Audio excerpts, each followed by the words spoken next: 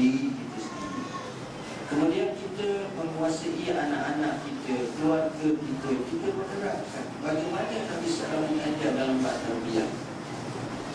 Bagaimana anak-anak, kadang-kadang anak-anak jauh daripada agama, tak sembahyang, dalam keadaan tidak menutup aurat, maka yang ini adalah satu perkara yang malang. Begitu juga mereka tak tahu tentang ibadah, mereka tak tahu tentang hakikat agama Allah Ta'ala. Jadi akhirnya bagaimana nak menuju kecemerlangan? Apabila berlaku kecemerlangan dalam bab dunia, sedangkan dari segi akhlak mereka muflis dan agama mereka lemah, maka kita dapati berlaku ketimpangan, di mana bila tempat yang ini terima jenayah bola putih, bola biru, bola macam-macam bola. Kenapa?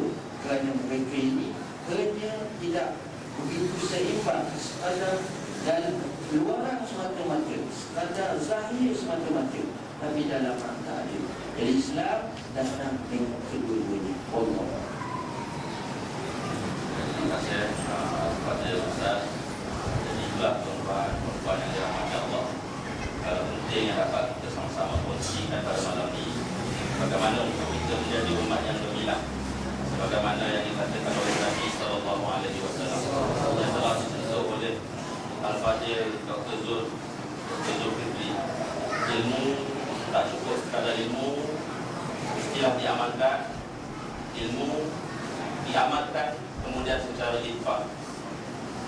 Dan untuk menguasai keadaan ini, tuan-tuan, sebagaimana yang disentuh oleh ahli panel, kita mestilah memulakan ilmu ini dengan diri kita, kemudian menguasai, diteruskan kepada orang-orang yang dikuasai oleh kita, iaitu anak dan seterusnya. Dan kita lihat sendiri umat Islam yang menekankan soal kecemerlangan. Setiap hari 5 waktu dalam azan dilaungkan hayya 'alas solah, hayya 'alal falah, marilah sembahyang, marilah menuju kejayaan. Ini menunjukkan bahawa Islam memang menekankan soal kecemerlangan. Kalau kita lihat datangnya Nabi SAW kepada kita, Nabi memang memerlukan kecemerlangan umatnya sehinggalah kepada setiap zaman. Tanggungjawab yang penting kita umat Nabi Muhammad untuk meneruskan kecemerlangan yang telah dimulakan oleh Nabi SAW. Oleh itu kalau kita lihat pada zaman sekarang, hakikatnya banyak kelemahan yang berlaku. Kelemahan yang berlaku ni adalah atas sikap umat Islam itu sendiri, seperti gagal memahami dan menghayati kewajipan yang sepatutnya mereka lakukan. Jadi soalan yang terakhir dalam pusingan terakhir ini, jadi Ustaz, boleh tak jelaskan bagaimana kecemerlangan yang dibawa oleh Nabi SAW itu dapat diteruskan oleh kita sebagai umat akhir zaman tidak datang? Untuk kita cemerlang, kita perlu ada panduan atau contoh, role model, siapa yang kita boleh ikut, yang mereka ni betul-betul cemerlang. Saya suka pendekatan kita untuk kita melihat orang yang memang sudah ada jaminan, sudah ada keyakinan penuh kejayaan mereka, yaitu sahabat-sahabat radhiyallahu anhum wa ardhahum. Saya nak ambil satu orang, nama dia ialah Abu Bakar Siddiq radhiyallahu anhu. Macam mana kita nak mencontohi Abu Bakar?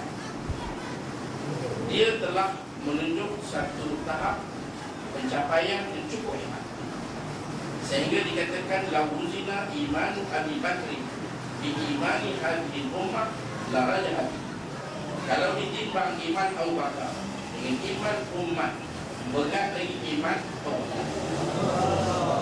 Dia seorang saja. Di sebelah satu lagi Umar, Uthman, Ali, 10 bagi sahabat, Ashabul Badar, Uhud, sampailah kita ni semua duduk di sebelah dari sini. Abu Bakar duduk di sebelah seorang-seorang. Berat dia seorang daripada itu Abu Bakar. Nabi kata hukum Abi Bakr wa syukru wajibun ala ummah. Mencintai Abu Bakar, menghargai Abu Bakar suatu wajib kepada umat. Kita kena kenal. Macam mana kita kalau tak kenal, macam mana Abu Bakar? Abu Bakar ni sebenarnya rakat sebelum kerasulan baginda, dan bersama dengan Rasulullah sehingga akhir hayat baginda. Tidak pernah ada perasaan cemburu, kecewa, dengki, bermusuh, bermasak muka, tak. Kalau kita kata mana lidah yang tak tergigit, Abu Bakar tak pernah bermasalah. Dia adalah orang pertama beriman daripada kalangan laki-laki. Beriman yang orang pertama, dia telah beriman. Dan kalau kita lihat dalam perjalanan Isra dan Mi'raj, baginda pergi dan ringkasnya semasa balik, walaupun baginda bawa berita besar, perintah solat yang sangat besar, kerana tak boleh perkara solat ni, Jibril datang menghadap, bawa macam mana puasa, zakat, haji. Baginda langsung kena menghadap untuk solat. Sebab itu Nabi kata manzilatul solat fil Islam ka manzilatul ra's al jasad. Kedudukan Islam, solat dalam Islam seperti kepala. Kepala ni di mana terhimpunnya mata, telinga, mulut, lidah, semua kat kepala.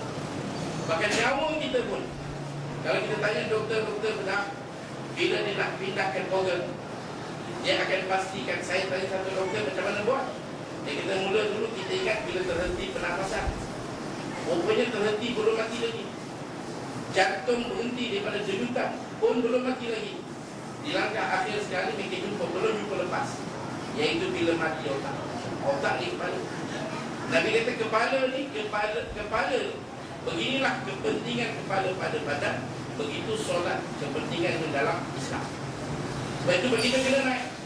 Bila baginda dapat dan pulang, yang menjadi risau rusing, baginda tahu apa masalahnya, iaitu bila masyarakat Quraisy tidak percaya.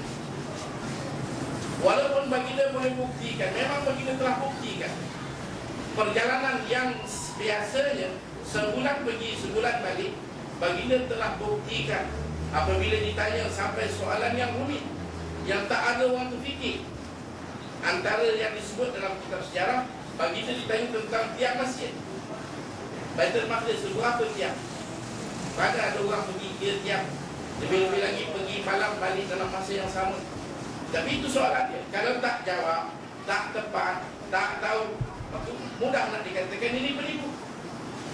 Perjalanan Isra dan Mi'raj walaupun terbukti segala kebenaran, tapi kalau orang Quraisy tak percaya, apa nak buat? Kalau baginda balik, orang tak percaya, habis, mati akal.